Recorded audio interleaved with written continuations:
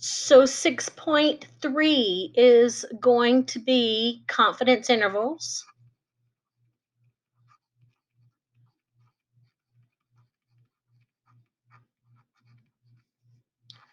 for proportions. And the way that you're going to tell the difference in these problems, because again, that's the hardest part um, of this assessment is going to be, can you read this question right here and know which of these formulas you are supposed to use? Is it this formula, or is it and are you using a T interval? Or are you using a Z interval? Um, so that is going to be the hard part of this. So let me start by saying the way you recognize that your problem is going to be a confidence interval for proportions is there will be no mean or standard deviation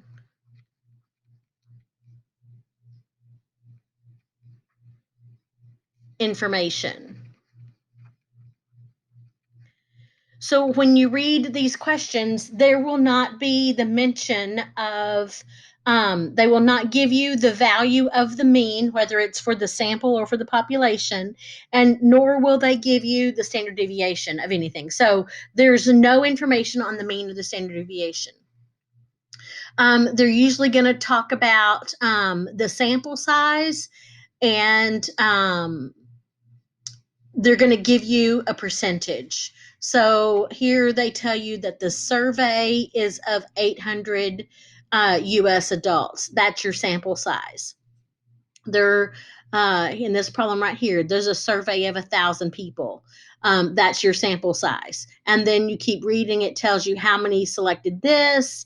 They give you a total number instead of a percentage there. There's the confidence interval that they want you, but nowhere in there do they ask you for mean, or do they mention standard deviation. So that's the way you tell the difference between those. um, should be pretty straightforward. And what happens is, students have told me in the past is that they read these problems and they're like, well, they didn't give me any information. So if you ever feel like they're not giving you any information, it's likely that it is a proportion problem. So the information that they have to give you in a proportion problem is the value of your p hat. And that's what that little symbol above there is called. And your p hat is going to be the proportion of your sample. That's what the p hat is. And the proportion of the sample is either going to have to be calculated, and you're going to calculate it by using this, or it's going to be provided like they give you down here. And if they give it to you like they do down here, they give you a percentage, then you may have to calculate the X value. So just be sure you don't lose this information right here, that p hat um, is the proportion, that the part of your sample that you're going to be considered a success.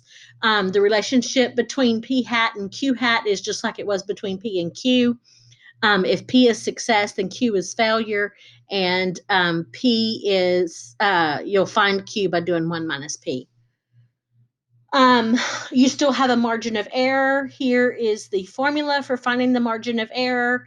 However, StatCrunch is also going to find your confidence interval, and then you can work backwards and find your margin of error.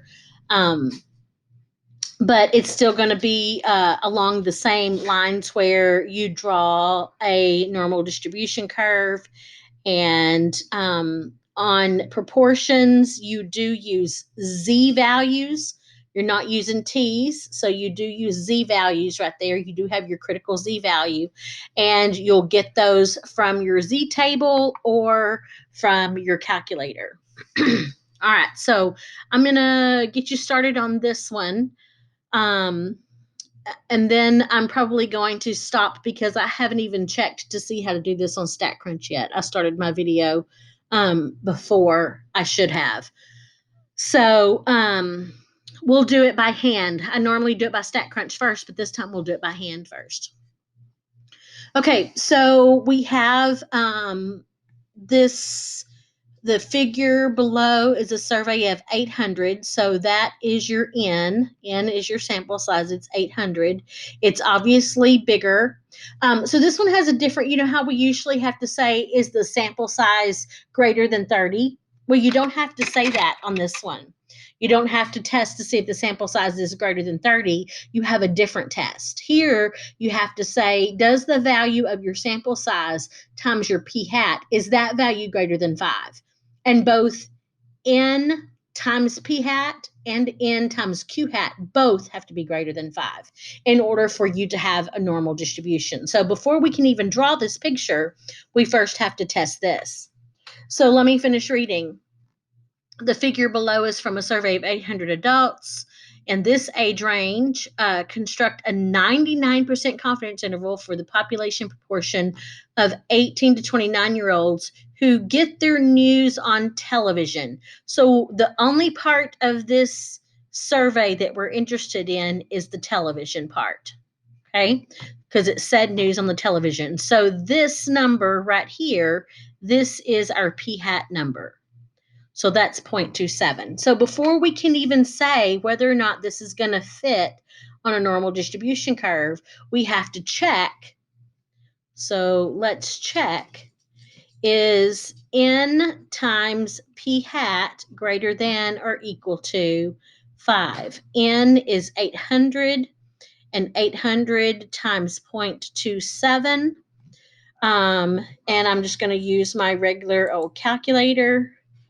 800 times 0.27, and that gives me 216. So 216 is definitely bigger than 5, so we're okay for the p part. But what about n times q hat? That also has to be greater than or equal to 5. Well, n is still 800, and if p is 0.27, that's the people who do get their news from television. How many people do not get their news from television? So you say 1 minus 0.27, and I believe you get 0.73. So q should be 0.73. So you do 800 at your sample size, your survey size, times 0.73, and you get 584. So 216 people said they did. 580, what was that? 584 said they did not get their news from television. And if you add these two numbers together, you should get a total of 800, because that's the whole point. They should add together be 800. So anyway, those are both numbers greater than 5. So this means we will have normal distribution. Normal distribution.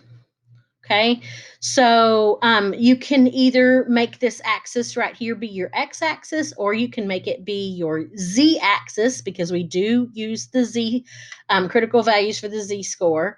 That's it, or you can do them both right here. I'll do the z-score right here since we're doing it by hand. So this is 0, and we have a 99. They want a 99% confidence interval, so that's like the whole thing right here, almost everything. So to find out the area that's over here in the red, this red area, and that's what we're going to look up, the area on the left. We know how to calculate that area on the left. We calculate it by saying 1 minus 0.99, and then we're going to take half of it because we got half right here, half right here. So that's 0.01. and half of 0.01 is 0.005, I believe. So you either look this up in the area section. Okay, you look that up in the area section of your Z table, and I don't even think I have my Z table open, so you'll have to give me a second. I don't even know where my Z table is. Let me go up a chapter.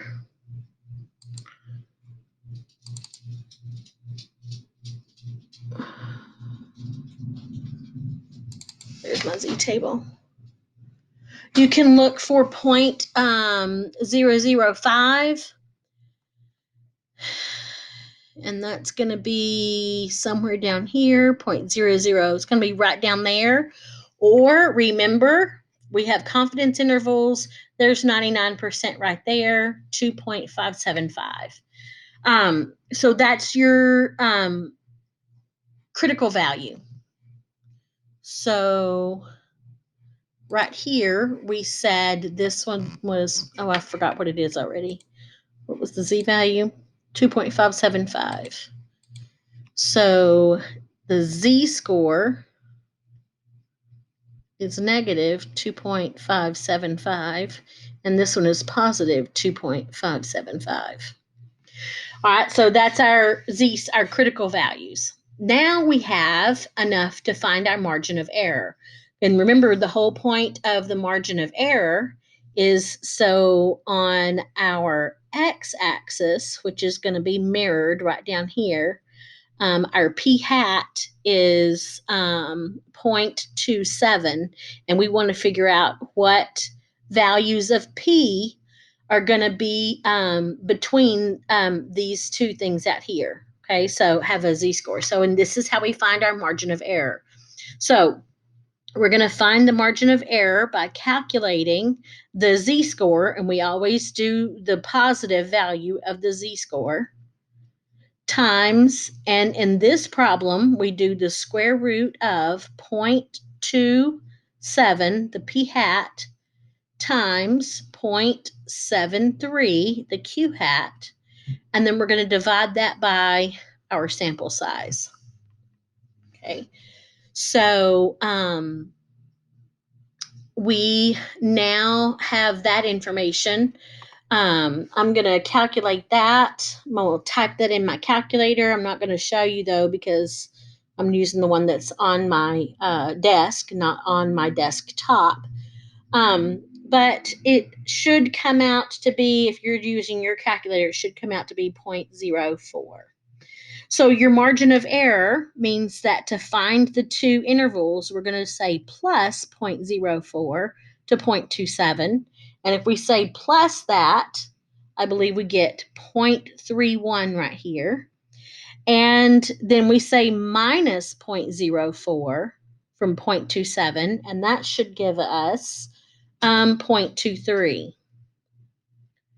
Okay, so that means that our confidence interval is, and that means that the proportion of the entire population, not just the proportion of this 800, but the proportion of the entire population, we are 99% confident that it's going to be somewhere between 0.23 and 0.31.